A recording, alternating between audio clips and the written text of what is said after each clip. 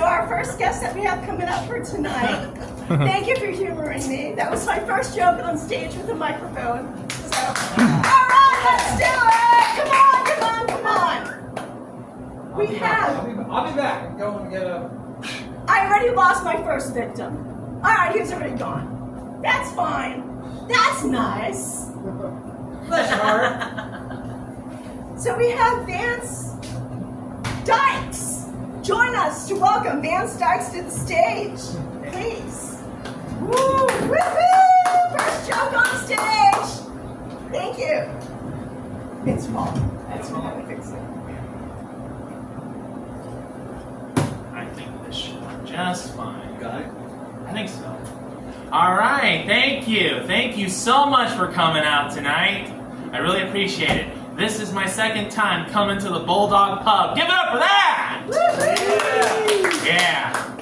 All right, so I've been doing these open mic gigs for over a month now, and I gotta say, I enjoy it, but I do have a concern. I've been trying the best I can to keep my jokes clean because I'm trying to become a priest in the Episcopal Church, and the Episcopal Diocese of Central Florida is watching me like a hawk. We're watching you. Behave yourself. And if I had to grade myself, I would say that when it comes to me keeping my jokes clean, I give myself a 95 out of 100. Hey, that's still a passing grade, right? Go Vance, go Vance, go Vance, go Vance.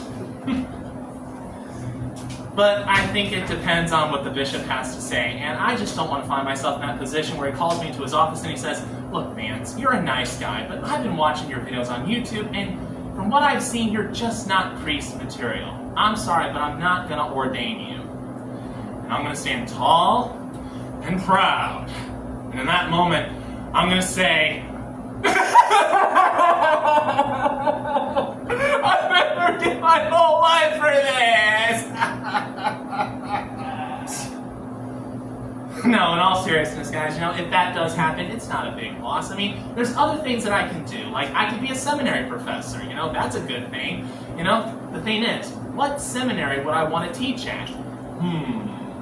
Should I be a professor at this seminary, or should I not be a professor at this seminary?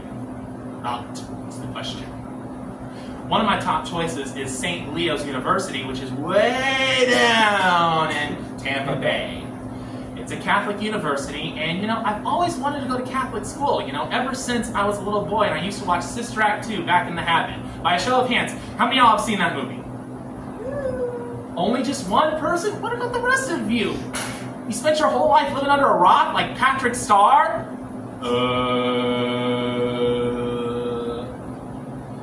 Well, Whoopi Goldberg just had a way of making it fun to go to Catholic school. I mean, the way how she made it look, for teachers and students, and I'll always be grateful for that. But of course, nowadays she suffers from Trump derangement syndrome, so I honestly don't know what to think about that wicked witch of daytime television. This is my personal belief, but I say any real American with real American values should never watch The View. It's the most un-American show on television. My opinion, I have a right to it.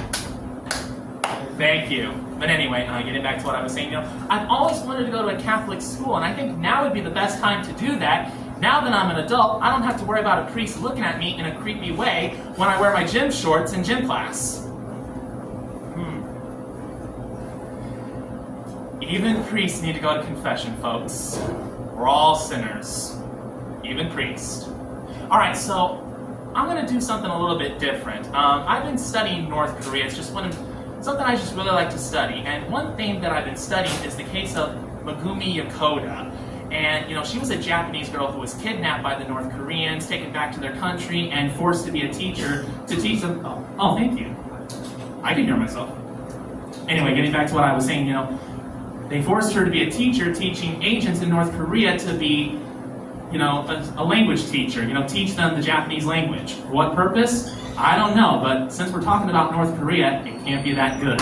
But I will say this, I was able to get an interview with Kim Jong-un, and for the first time, right here tonight at Bulldog Pub, I'm going to give an interview with Kim Jong-un. So ladies and gentlemen, put your hands together for Kim Jong-un! Oh shit! Oh shit! Oh shit! son of Kim Jong-un, he threatened to blow his theater. Oh my god. Oh my God. I am Kim Jong-un. I am the third supreme leader of North Korea. That's right, you are. And I just want to say thank you. I really appreciate you taking the time to do this interview with me. I just want to ask you, are you familiar with Megumi Yokota?